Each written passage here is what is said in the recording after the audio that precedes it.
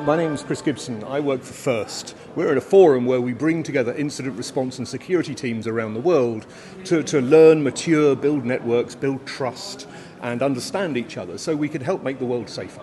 It's about the ability to respond to incidents very swiftly by phone calls, by human contact, rather than through a law enforcement process which takes too long, although clearly we have to do that as well.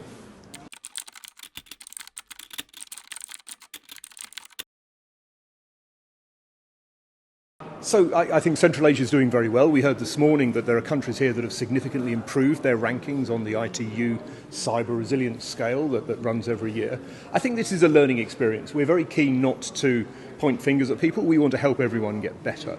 Central Asia, from our point of view, we don't have enough teams. We have, I think, Kazakhstan, Azerbaijan and Uzbekistan. We want the other teams to come in. So that's one of the reasons I'm here, is to help them, bring them into that international community where they can help each other, learn from each other, and progressively improve their maturity and their ability to respond.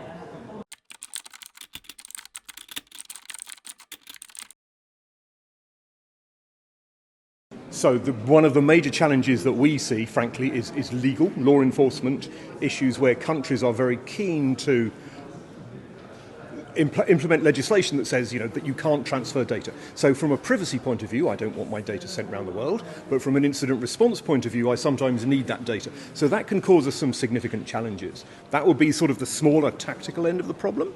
At a strategic level, sanctions. Some of the issues, the fragmentation of the world that we see today. So, the world is moving sort of power blocks.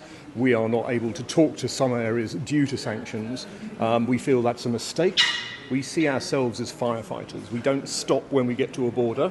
If the fire is still going, then we would want to help and resolve that fire, even if it's in a country that my country may not have a relationship with, because we see the internet as a place we want to make safer. Some of the sanctions that have been put about in the last few years have stopped us allowing companies like Huawei, major manufacturer, into our organisation. Huawei build internet infrastructure for significant pieces of Africa and the world and many other places, yet they can't be a member of FIRST because of sanctions. We see that as a problem.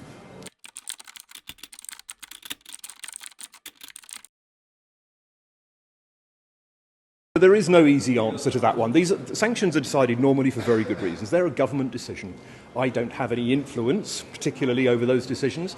We have a process within FIRST to educate and talk to legislators and regulators to help them understand what we do and to hopefully make them think more about something when they implement a sanction. So, for instance, Huawei, they build all this infrastructure. Would it not make sense to allow them to be part of FIRST, where we can exchange information about problems, rather than this blanket ban of you can't deal with them? It's a very complicated subject. It's very it has significant risk to us. If we were to break a sanction, we wouldn't want to do that. But just understanding exactly what sanctions are is actually an incredibly complicated challenge.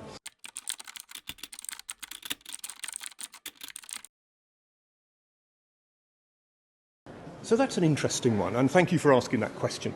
Too often I think, there's been a we know best and you don't, and it's completely wrong. You guys are very smart, you've done a lot of work in this area, you really understand your problems. I don't know the challenges of working in Uzbekistan or Kazakhstan or Azerbaijan, I don't know those, I don't live here. So we feel that the best way to do this is to partner. It is not for us to come and do something to you, it's for us to work with you to help you mature. But some of the Asian states are very mature already, some are less so, because it just takes time and it's expensive, and countries have many other responsibilities and challenges they may want to deliver on first. Join the international community, come to events, talk to people, have those partnerships going out, run events like this, which is really positive, and that way you will become part of the community will help you, you will help the community, and we will learn from each other. There's no we know best, you don't. This is a partnership, and we both know different things, and we both need to exchange that information.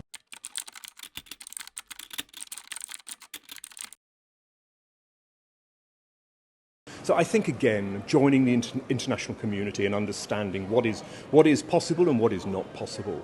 There's a lot of talk about producing sovereign capability. So for artificial intelligence, do you want that to run in your country or not? Those can be really challenging discussions. Obviously, you get the economies of scale if you do it regionally, but you might get more control over the data if you do it nationally. So really understanding, those politicians understanding what we do and how we do it is probably most important, rather than politicians just going off and writing a law because it sounds like a good law. Whereas if they need to understand exactly how it works before they make those decisions.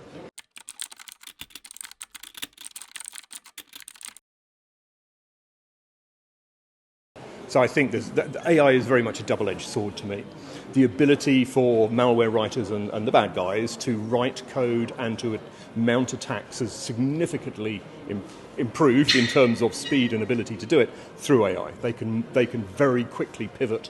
They can very quickly start exploiting things with AI. So there's a much bigger challenge for us. On the other hand, we can use AI to defend ourselves. To be fair, when I worked in a national cert team, most of the things we dealt with were silly things. We shouldn't have to deal with them. They're basic things. If we can use AI to take care of some of that, leaving humans to sort of do the more advanced malware, then that to me would make a lot of sense and would potentially solve some of our skills gaps where we're very short of people to do this work. It's very much a double-edged sword. I like the idea of sovereign AI capability, having it in your country, but that's a real challenge. So there's lots of questions there, lots of things to worry about. I don't worry about losing my job for it. My job is a people job. AI is not going to take that job. But there are some jobs, clearly, which it could be more interesting, but it's about learning to use it for your advantage rather than fearing it as a concept.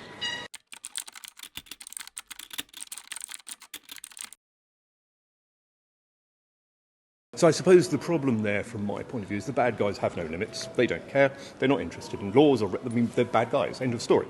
So they will continue to use it. They have much more freedom to use it than we do. We have to follow regulations and laws and policies. They just do stuff. So they're always going to be faster than us. They're always going to be more able to test things, and if it goes wrong, well, I'm a bad guy, I don't care. But whereas we need to be much more cautious about that. I don't think there's a limit, but I think there needs to be a lot more examination of the ethics and the humans in the loop. We always used to, when I worked in government, we had a thing where we considered ourselves as sort of the grit in the machine, that every now and then said, hang on a minute, this isn't quite right. I worry that AI, by essentially, it's a rules-based, if you do this, then do this, then do this, sort of thing, but considering more advanced, but it is that line. How will that affect? You could almost get two AI systems playing each other. So the bad guys fire stuff in knowing what our AI will do back, and then things could spiral out of control very quickly, and there's no human there to say, hang on a minute. So I like the idea of a human being involved, but that becomes a real challenge. So I don't have a good answer. It's a real challenge. It's something we wrestle with. I know a lot of people are worrying about, and nobody has an answer for it at present, I'm afraid.